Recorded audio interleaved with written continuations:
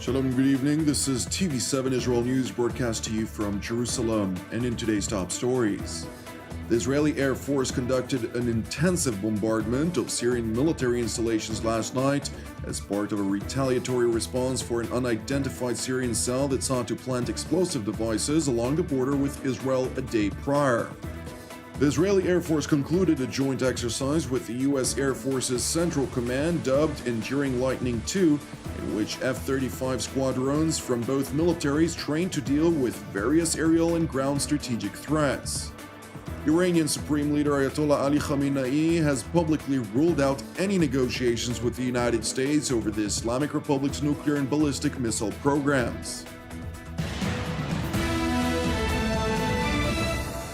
The Israeli Air Force conducted a series of precision bombardments of Syrian military installations in the southwestern countryside of Al-Quneitra Governorate and the Al-Ahmar Hill, all of which are situated along the internationally recognized armistice line with the Jewish state. According to the IDF spokesperson's unit, the aerial attack came as a response to an attempt by 4 unidentified assailants to place improvised explosive devices on the Israeli security barrier a day prior. The IDF noted in its statement that fighter jets, attack helicopters, and aircraft struck military targets in southern Syria belonging to the Syrian Armed Forces, or SAF, while further specifying that the targets struck include observation posts and intelligence collection systems, anti-aircraft artillery facilities, and command and control systems in SAF bases.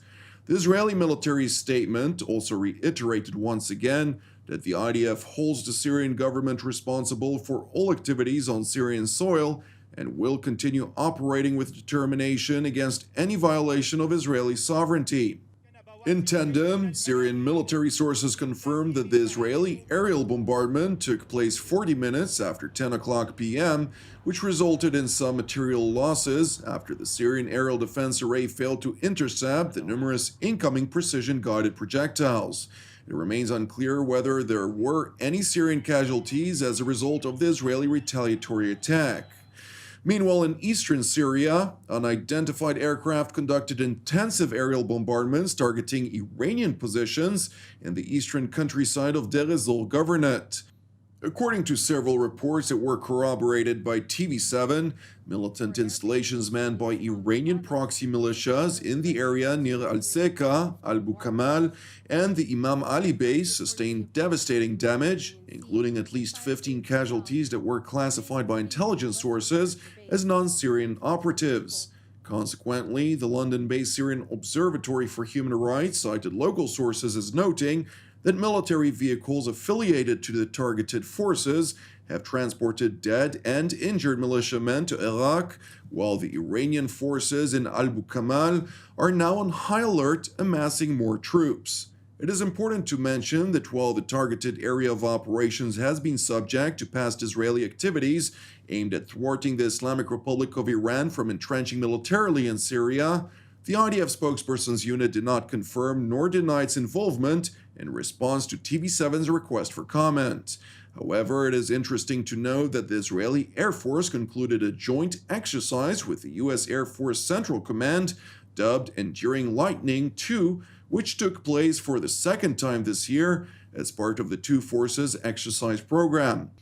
As part of the exercise, the 421st Squadron of the U.S. Air Force, which operates the F-35 fighter jet, trained alongside the Israeli Air Force's 140th Squadron, which operates the Adir F-35I fighter jet, and the 122nd Squadron, which operates the Nachshon aircraft and is responsible for conducting air traffic control. In a written statement, the IDF spokesperson's unit highlighted that the exercise took place in southern Israel, where advanced 5th-generation Israeli and American F-35 fighter jets trained to deal with various aerial and ground strategic threats. The forces work together as a team with joint communications in order to locate and neutralize each threat.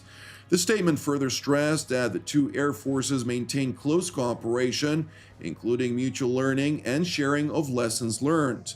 This exercise illustrates the close relationship between the air forces and military echelons and enhances the cooperation of knowledge and capabilities of the F-35 and the Israeli Air Force's operational abilities.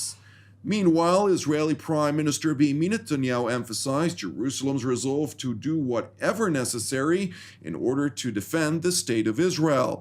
Speaking to the press during a visit of the IDF Homefront Command's operational headquarters to deal with the relentless spread of the coronavirus, Premier Netanyahu reiterated his warning to Israel's enemies, advising them to take his words seriously.